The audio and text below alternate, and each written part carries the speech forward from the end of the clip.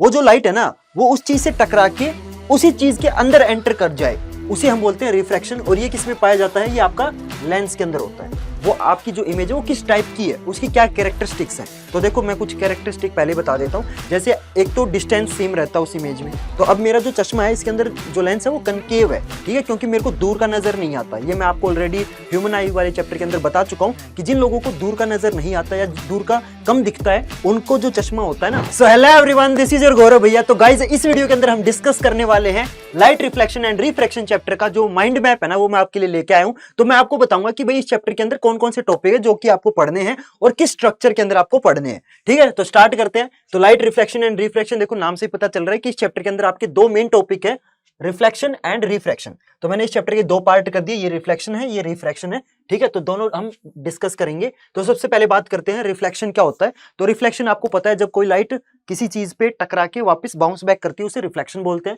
और ये किसके थ्रू होता है?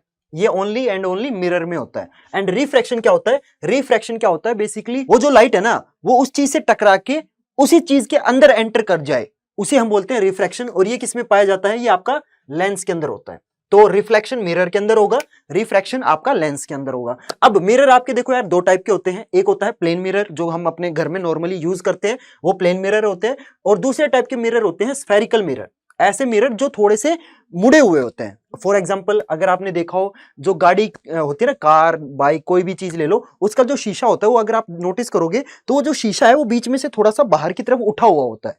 तो वो क्या है? स्फेरिकल मिरर है। और हमारा घर का जो नॉर्मल शीशा हम यूज करते हैं खुद को बाल वगैरह ठीक करने के लिए, तो वो अगर आप उस शीशे को देखोगे तो वो कंप्लीटली प्लेन होता है। लेकिन किसी गाड़ी का शीशा अगर आप टच करके देखोगे तो वो थोड़ा सा बाहर की तरफ उठा होगा। तो ये दो टाइप के आपके मिरर होते हैं, ठीक है, समझ आया। तो सबसे पहले बात करते हैं प्लेन मिरर की। तो प्लेन मिरर में आपको पढ़ना है कि प्लेन मिरर के अंदर जो इमेज है वो किस तरीके से बनती है और जो इमेज बन रही है उसके कैरेक्टरिस्टिक्स क्या है, कि वो जो इमेज बन रही है प्लेन मिरर के अंदर वो आपकी जो इमेज है वो किस टाइप की है, उसकी क्या कैरेक्टरिस्टिक्स हैं। तो देखो मैं कुछ कैरेक्टरिस्टिक पहले बता देता हूं। जैसे एक तो डिस्टेंस सेम रहता है उस इमेज में, ठीक है, यानी कि अगर आप उस मिरर से 5 मीटर दूर खड़े हो तो जो इमेज है जो मिरर के अंदर बनेगी वो भी 5 मीटर दूर बनेगी। और जो प्लेन मिरर में जो इमेज बनती है वो सेम साइज की बनती है। मान लो अगर मैं फॉर एग्जांपल 6 फुट का हूं तो मेरी जो इमेज है वो मिरर के अंदर 6 फुट ही बनेगी, ठीक है। और मिरर के अंदर जो इमेज बनती है वो आपकी वर्चुअल होती है एंड इरेक्ट होती है। तो ये कुछ कैरेक्टरिस्टिक्स हैं प्लेन मिरर के अंदर बनने वाली इमेजेस की, ठीक है। इसके बाद दूसरे टाइप के मिरर आते हैं आपके स्फेरिकल मिरर।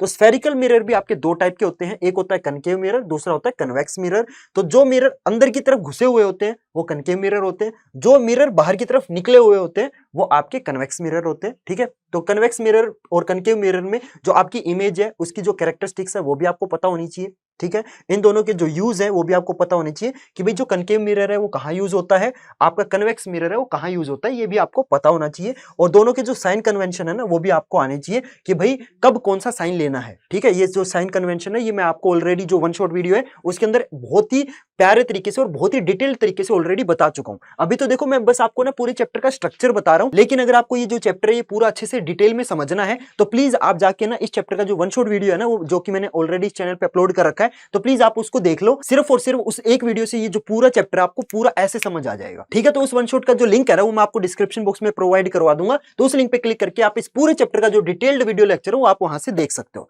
तो ये हो गया गाइज हमारा रिफ्लेक्शन। अब बात करते हैं रिफ्रैक्शन की। तो रिफ्रैक्शन में आपको मैंने बताया था ये सिर्फ और सिर्फ लेंस पे होता है। तो लेंस भी आपके दो टाइप के होते हैं, कन्वेक्स एंड कनकेव। तो अब मेरा जो चश्मा है इसके अंदर जो लेंस है वो कनकेव है, ठीक है, क्योंकि मेरे को दूर का नजर नहीं आता। ये मैं आपको ऑलरेडी ह्यूमन आई वाले चैप्टर के अंदर बता चुका हूं कि जिन लोगों को दूर का नजर नहीं आता या दूर का कम दिखता है उनको जो चश्मा होता है ना वो कनकेव लेंस वाला होता है। तो मेरा जो चश्मा है इसके अंदर कनकेव लेंस है, ठीक है। तो लेंस आपके दो टाइप के होते हैं, कनकेव एंड कन्वेक्स। और आपका ना लेंस के अंदर आपका एक लेंस फॉर्मूला भी होता है जो कि बहुत इंपॉर्टेंट है, और मिरर के अंदर आपका एक मिरर फॉर्मूला होता है, ठीक है।